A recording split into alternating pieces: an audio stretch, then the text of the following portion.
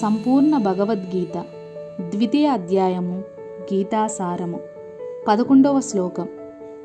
శ్రీ భగవానుచ అశోచ్యానవ్వశోజస్వం ప్రజ్ఞవాదచ్చ భాషసే గతాసున గతాసువచ్చ నాను శోజంతి ఫణితా.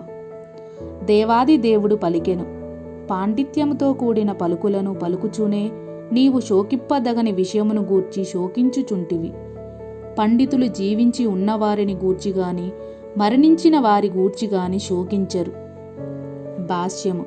భగవానుడు వెంటనే గురుస్థానమును గ్రహించి శిష్యుడిని పరోక్షముగా మూర్ఖుడని పిలుస్తూ గట్టిగా మందలించెను. నీవు పండితుని వలె భాషిస్తుంటివి. నిజమైన పండితుడు అనగా దేహము మరియు ఆత్మను ఎరిగినవాడు. దేహము ఏ స్థితిని గూర్చి శోకింపడని నీవు ఎరుగవు అని భగవానుడు పలికెను. తరువాతి అధ్యయనములో వివరించబడినట్లుగా భౌతిక పదార్థము, ఆధ్యాత్మిక పదార్థము ఈ రెండిటిని నియంత్రించు వారిని గూర్చి ఎరుగుటయే జ్ఞానము. అర్జునుడు రాజకీయములు లేదా సాంఘిక స్థితుల కంటెను మతధర్మములకే అధిక ప్రాధాన్యమివ్వవలెనని వాదించెను. కానీ భౌతిక పదార్థము, ఆత్మ, భగవంతుని గూర్చిన జ్ఞానము మత ధార్మిక నియమముల కంటెను ప్రధానమని అతడు ఎరుగలేకుండెను. అట్టి జ్ఞానము లోపించుట చేత అతడు తనకు తానుగా గొప్ప పండితునిగా ప్రదర్శించుకొనుచు భాషించి ఉండకూడదు. నిజమునకు అతడు గొప్ప పండితుడు కాకపోవుట చేతనే విచారించదగిన విషయమును గూర్చి విచారిస్తుండెను. దేహము ఒక రోజు పుట్టును, అదే నేడో రేపో నశింపక తప్పదు. కనుకనే దేహము ఆత్మకు వలె ముఖ్యము కాదు. దీనిని ఎరిగినవాడే నిజమైన పండితుడు. అట్టి వ్యక్తికి భౌతిక దేహస్థితిని ఎలా ఉన్నప్పటికీ అది అతనికి దుఃఖ కారణము కాలేదు. 12వ శ్లోకము. నత్వేవహం జాతు నస నత్వం నిమే జనాధిప నచైవన భవిష్యమా సర్వే వయం మత పరం. నేను గాని నీవు గాని ఈ రాజులందరూ గాని నిలిచి ఉండని సమయమేదీ లేదు. ఇక ముందు భవిష్యత్తులో కూడా మనమెవరము ఉండకపోము. భాష్యము. వేదములలోని కఠోపనిషత్తులోను స్వేతస్వరూపనిషత్తులోను అసంఖ్యక జీవులకు వారి వ్యక్తిగత కర్మలు, కర్మ ఫలితములు వివిధ స్థితులను అనుసరించి దేవాది దేవుడు వారిని పోషిస్తుండని చెప్పబడెను. అట్టి దేవాది దేవుడు ప్రతి ఒక్కరి హృదయంలో తన స్వరూపాంశతో నిలుచుండును. బాహ్యాంతరాలను భగవానుని దర్శింపగలిగే సాధు పురుషులు మాత్రమే పరిపూర్ణము మరియు శాశ్వత శాంతిని వాస్తవముగా పొందగలుగుదురు. నిత్యో నిత్యానాం చేతన్చేనానం ఏకో బహునాం ఏ విధాదాతి కామన్ తమత్వస్థం ఏ నుపశ్వంతి ధీరస్వేషాం శాంతి శాశ్వతి నితారేషాం. అర్జునికి తెలుపబడిన ఈ వైదిక సత్యము నిజమునకు జ్ఞానహీనులైనను తమను గొప్ప పండితులుగా ప్రదర్శించుకొను వారందరి కొరకై చెప్పబడెను. స్వయంగా తాను అర్జునుడు యుద్ధరంగములో సమకూడిన రాజులందరూ నిత్యులు, జీవులను మరియు బద్ధవస్థలోను ముక్తావస్థలోను వ్యక్తిగత జీవులందరికీ తానే శాశ్వత పోకడను భగవానుడు ఇక్కడ స్పష్టంగా చెబుతుండెను. దేవాది దేవుడే పరమపురుషుడు. అతని నిత్య సహచరుడైన అర్జునుడు మరియు అక్కడ సమకూడిన రాజులందరూ శాశ్వత వ్యక్తిగత ఆత్మలు. గతములోను వారు వ్యక్తిగత జీవులుగా ఉండకపోలేదు. ఇక ముందు కూడా నిత్య వ్యక్తిగత ఆత్మలుగా ఉండకపోరు.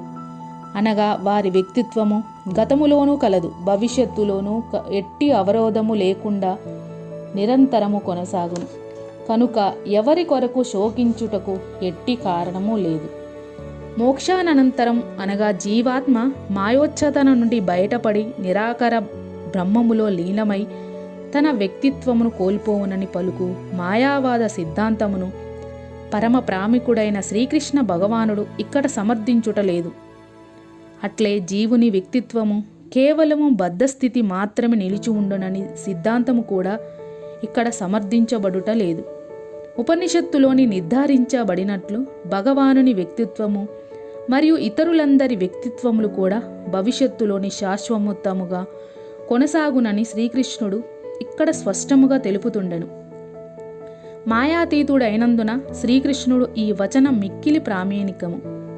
వ్యక్తిత్వము అనేది వాస్తవము కాకపోయినచో శ్రీకృష్ణుడు భవిష్యత్తులోనైనా అని చెబుతూ దీనిని నొక్కి వ్యాఖ్యానించేవాడు కాడు. ఇక్కడ శ్రీకృష్ణుడు తెలిపిన జీవుని వ్యక్తిత్వము భౌతికమే గాని ఆధ్యాత్మికము కాదని మాయావాదులు వాదించవచ్చును. ఒకవేళ జీవుని వ్యక్తిత్వము భౌతికమైనదనే ఆ వాదము అంగీకరించినను శ్రీకృష్ణ భగవానుని వ్యక్తిత్వంలోని భేదమును ఎట్లు గుర్తించగలము? శ్రీకృష్ణుడు తాను గతములోనూ ఉండినట్టే మరియు భవిష్యత్తులోనూ ఉందునని స్పష్టంగా నిర్ధారించెను. అతడు తన వ్యక్తిత్వమును అనేక విధములుగా నిర్ధారించి చూపెను. అంతేకాకుండా నిరాకార బ్రహ్మము అతనికి లోబడి ఉండునని ప్రకటించబడెను. ఈ విధముగా శ్రీకృష్ణుడు తన ఆధ్యాత్మిక వ్యక్తిత్వమునకు అంతటా నిరూపించి చూపుతుండెను. ఒకవేళ అతడి సాధారణ బుద్ధ జీవుని భావిస్తే భగవద్గీతకు ప్రామాణిక ధర్మశాస్త్రమును విలువయే ఉండదు. మానవ సహజమైన 4 రకాల దోషములలో కూడి ఉండేటి సామాన్య మానవుడు శ్రవణదాయకరమైన బోధనలెన్నడూ బోధించలేడు. భగవద్గీత అటువంటి సాహిత్యములన్నిటికీ అతీతమైన శాస్త్రము. ఏ లౌకిక గ్రంథము భగవద్గీతకు సాటిరాదు. కానీ ఎవరైనాను శ్రీకృష్ణ భగవానుని సామాన్య వ్యక్తిగా భావించగానే గీత తన ప్రాముఖ్యతను కోల్పోవును. ఈ శ్లోకంలో పేర్కొనబడిన బహుత్వము అనేది వ్యక్తికారమైన అది దేహముకే వర్ణించునని మాయావాదులు వాదించుదురు. కానీ గడిచిన శ్లోకంలో అట్టి దేహాత్మ బుద్ధి ఇదివరకే ఖండించబడెను.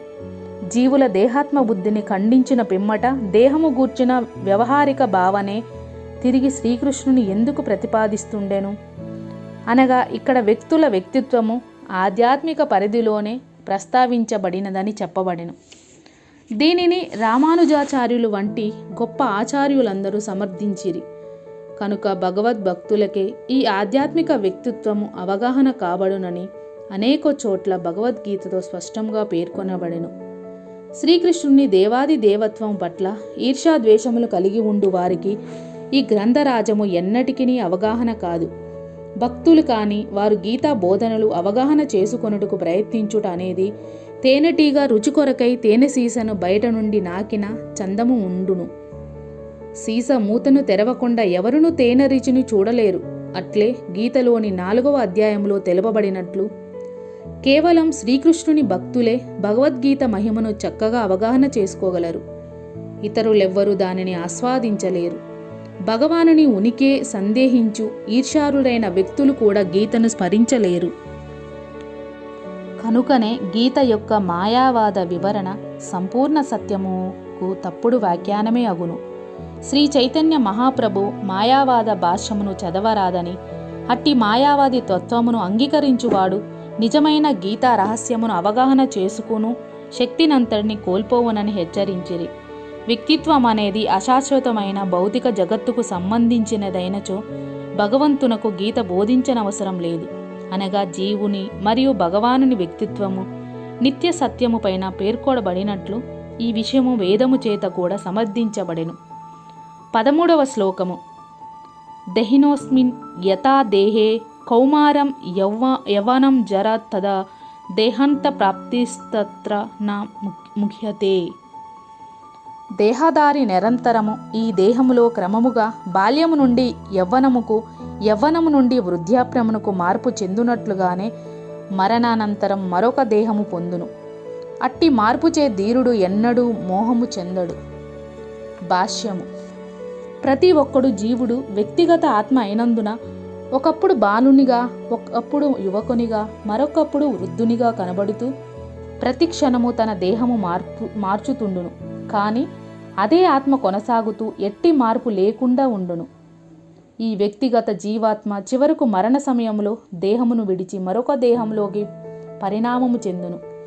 తర్వాతి జన్మలో భౌతిక లేక ఆధ్యాత్మిక లేక మరొక దేహమును పొందుట నిశ్చయమగుట చేత తానెవరు కొరకు చింతిస్తున్నాడో అట్టి భీష్మ ద్రోణుల మరణ విషయంలో అర్జునుడు శోకించనవసరం లేదు.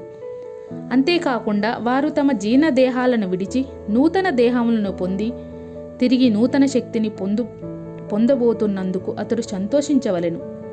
జీవితంలో మానవుని కర్మను అనుసరించి వివిధ రకముల సుఖదుఖముల కొరకై అట్టి దేహం మార్పులు ఏర్పడుతుండును.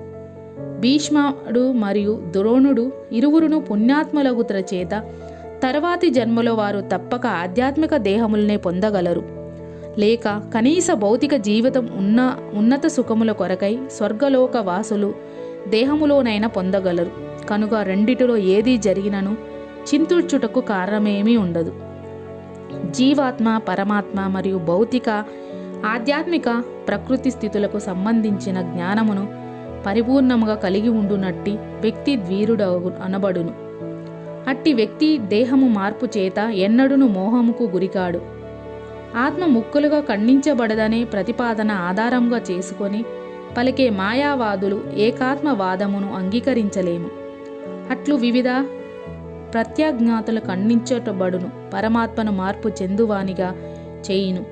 ఇది పరమాత్మ మార్పు రహితమనే సిద్ధాంతముకు విరుద్ధము. భగవద్గీతలో నిర్ధారించబడినట్లుగా భగవన్ దశలు శాశ్వతముగా నిలిచి క్షరములుగా పిలువబడును. అనగా భౌతిక ప్రకృతికి పతనమయ్యే స్వభావమును కలిగిన వారు ముక్తి నొందుట పిమ్మట కూడా అట్లే అంశరూపంలో శాశ్వతముగా నిలిచి ఉండురు. కానీ జీవాత్మ ముక్తిని పొందిన పిమ్మట కూడా దేవాది దేవునితో కలిసి జ్ఞానము, ఆనందముతో కూడిన నిత్య జీవితమును కొనసాగించును. దేహములన్నిటిలోనూ నెలకొని పరమాత్మగా పిలువబడు అంతర్యామి బింబ ప్రతిబింబ సిద్ధాంతమును అన్వయింపవచ్చును. అతడు బుద్ధ జీవునికి భిన్నుడు. ఆకాశము నీటిలో ప్రతిబింబించినప్పుడు ఆ ప్రతిబింబంలో సూర్యుడు, చంద్రుడు, నక్షత్రములు కూడా కనిపించును. నక్షత్రములు జీవులతోనూ సూర్యుడు లేక చంద్రుడు పరమ పురుషునితో పోల్చవచ్చును. ఇక్కడ అర్జునుడు అంశభూతుడైన జీవాత్మకు ప్రాతినిధ్యం వహించును. దేవాది దేవుడైన శ్రీకృష్ణుడు పరమాత్మగా ఉండును. 4వ అధ్యాయపు ఆరంభంలో తెలుపబడినట్లు వారిరువురును సమాన స్థితికి చెందినవారు కారు. అర్జునుడు కూడా శ్రీకృష్ణునితో సమాన స్థితిలో ఉండినచో, శ్రీకృష్ణుడు అర్జునుడి కంటేనూ ఉన్నతుడు కాకపోయినచో, వారిరువురి నడుమగల ఉపదేశకుడు మరియు ఉపదేశములను పొందువాడు సంబంధము అర్ధరహితమగును. వారిరువురిని మాయాశక్తి చేత మోహితులైనచో, అందులో ఒకరు గురువు మరొకరు శిష్యుడయ్యేందుకు అవసరమే ఉండదు. మాయా బంధములలో చిక్కుకొనెను వారిరువురును ప్రామాణిక ఉపదేశకులుగా ఉండలేరు. అట్టి ఉపదేశము వ్యర్థమగును. కనుక ఇట్టి ప్రస్తుత పరిస్థితులలో మాయామోహితుడు విస్తృత ఆత్మ అయిన అర్జునుని కంటేనూ శ్రీకృష్ణ భగవానుడే దేవాది దేవునిగా అత్యున్నత స్థితిలో ఉన్నట్లుగా అంగీకరించబడెను. 14వ శ్లోకము. మాత్ర స్పర్శాస్తు కౌంతేయ శీతోష్ణ సుఖదుఃఖాద అగమాయి పాయినో నిత్యస్థ స్థితిక్షస్వ భారత. ఓ కుంతీపుత్ర, సుఖదుఖములు తాత్కాలికమైన రాకయు కాలక్రమ వాటి పోకయు శీత గ్రీష్మకాలముల రాకపోకలు వంటివి. ఓ భరతవంశీయుడా, ఇవి ఇంద్రియానుభూతి చేత కలుగును. మానవుడు కలత చెందక తప్పక వాటిని సహించుట అభ్యసించవలెను. భాష్యము. విద్యుత్తక ధర్మమును చక్కగా నిర్వహించడంలో సుఖదుఖములు తాత్కాలిక రాకపోకలను సహించుటను మానవుడు అభ్యసించవలెను. వైదిక నియమములను అనుసరించి మాఘమాసములో వాతావరణము మిక్కిలి చల్లగా ఉన్నప్పటికీ తెల్లవారుజాముననే స్నానము ఆచరించవలెను. వైదిక నియమములను అనుసరించేవారు అట్లు స్నానం ఆచరించుటకు వెనుకాడరు. అట్లే వేసవి కాలంలో అత్యంత వేడిగా ఉండు సమయము అనగా మే, జూన్ మాసములలోనూ స్త్రీలు వంటశాలలో వండుటకు సంకోచింపరు. వాతావరణము చేత అసౌకర్యము ఏర్పడినను మానవుడు తన విద్యుక్త ధర్మమును కొనసాగించవలెను.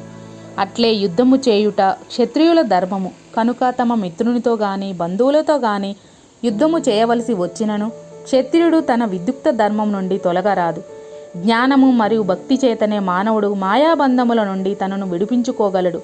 కనుక ఆ జ్ఞానస్థితి ఎదుగుట కొరకై అతడు ధర్మ నిర్వహణకు సంబంధించిన నియమము నిబంధనను అనుసరించవలెను. ఈ శ్లోకములో అర్జునుడు 2 నామములతో సంబోధించబడుటలో విశేషము కలదు.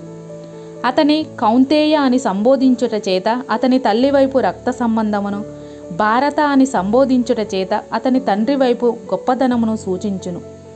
ఈ విధముగా 2 వైపుల నుండి అర్జునుడు గొప్ప వారసత్వము కలిగి ఉండను. అట్టి గొప్ప వారసత్వము స్వధర్మ నిర్వహణలో బాధ్యతను కలిగించును. కనుక అతడు యుద్ధమును మానుకొనలేడు. 15వ శ్లోకము. యం హీన వ్యతయన్వతే పురుషం పురుషర్భ సమదుఃఖ సుఖం ధీరం సో మృతత్యయ కల్పతే. పురుష శ్రేష్ఠుడైన ఓ అర్జున, సుఖదుఃఖములచే కలత చెందక ఆ రెండిటిలోనూ ధీరుడైన నిలుచువాడు నిశ్చయముగా మోక్షముకు అర్హుడగును. భాష్యము. ఉన్నతమైన ఆధ్యాత్మికానుభూతిని పొందుటకు స్థిరనిశ్చయుడైన సుఖదుఖములు రాకపోకల తాకిడిని సమానంగా సహించగలిగే వ్యక్తియే మోక్షముకు అర్హుడు. వర్ణాశ్రమ విధానములో 4వ ఆశ్రయమైన సన్యాసము నిజమునకు మిక్కిలి కఠినమైనది. ఏమైనను జీవితము పరిపూర్ణము చేసుకొనుటలో శ్రద్ధావంతుడైన వ్యక్తి కష్టములు ఎన్ని ఎదురైనను సన్యాశ్రమమును తప్పక స్వీకరించును. సాధారణముగా అట్టి కష్టములు గృహబంధములను మరియు భార్యాపిల్లల సంబంధమును త్యజించవలసి ఉండుట చేతనే కలుచుతుండును. కానీ ఎవరైనను అట్టి కష్టములను సహించగలిగినచో మానవుడు ఆధ్యాత్మిక అనుభూతిని తప్పక పరిపూర్ణము కాగలడు. అట్లే స్వీయం వంశీయులతో లేదా ప్రియమైన వారితో యుద్ధము చేయుట కష్టమైనను క్షత్రియునుగా అర్జునుడు ధర్మపాలన విషయంలో దృఢ నిశ్చయము కలిగి ఉండవలని ఆదేశించబడెను. శ్రీ చైతన్య మహాప్రభు 24వ ఏట సన్యాసమును స్వీకరించెను. అతనిపై ఆధారపడిన పడుచు భార్యను గాని వృద్ధురాలైన తల్లిని గాని చూచటకు ఇతరులెవరునూ లేరు. ఏమైనా ఉన్నత ప్రయోజనము కొరకై అతడు సన్యాసము స్వీకరించి ఉన్నత ధర్మ కార్యాలు నిర్వహించుటలో ధీరుడై నిలిచెను. భౌతిక బంధముల నుండి విముక్తిని సాధించుటకు ఇదే మార్గము.